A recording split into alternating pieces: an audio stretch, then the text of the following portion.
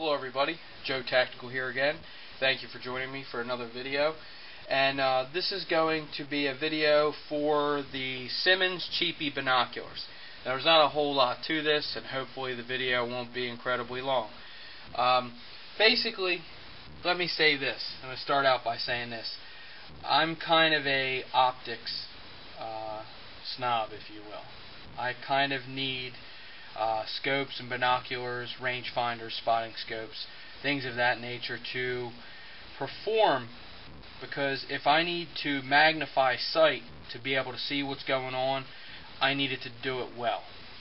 This doesn't do that for what the advertisement claims, but at the price point that these are, it's worth having for a day hike or if you're kayaking or canoeing to see any type of trouble ahead. But you can't expect a cheap pair of binoculars to do boop, boop, boop, boop, there it goes again, to do the job of a high-end optic or pair of binoculars. Alright, now these things cost anywhere between $8 to probably $15, and I'm sure they're right around the $12 mark. I think I got these at like Dick's Sporting Goods, I can't really remember, but they're just like hanging on the shelf and everything. And they didn't really cater to constructing them out of all the lightweight materials, but that's kind of good because it keeps the cost of these down. Because when it's all said and done, you have these to be able to see, and I would say the maximum range you would get out of these would be 120 yards, 150 yards. That's maximum range. It's not going to be clear. It's not going to let a lot of light in. It's not going to be a $300, $400 pair of loophole binoculars. It's just not going to happen. But they have a model number, I guess it is here. I don't even know. But it says 1159. And then the magnification of it is 10 by 55, or I'm sorry, 10 by 25. And then it makes this crazy claim, 280 feet at 1,000 yards. So basically at 1,000 yards, it looks like it's 288 feet. I don't think so. Alright, it might, if you got big birds standing out in the middle of a field, you might be able to make out that there's something yellow there. Other than that, I don't think so. I could be wrong. Never tried these at 1,000 yards. I would never think to try that at 1,000 yards. But anyway, it's got a adjustment. I don't know if it's parallax or what. I don't know all the mumbo jumbo.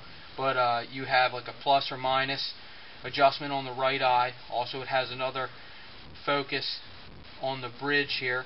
And they really make very good binoculars to take with you on a day hike, where you're looking out a distance and you can almost make out what it is. For example, if you see something scurry up a tree and it was gray, is it a squirrel or was it a raccoon?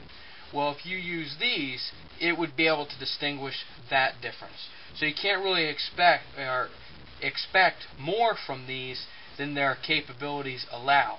But they do have their place. And for like $8, hey, just $8, $10, get them, throw them in the glove compartment of the car, maybe throw them in the bottom of the day pack or whatever, and it's really worth it. Now for the case, I'll touch base a little bit on this.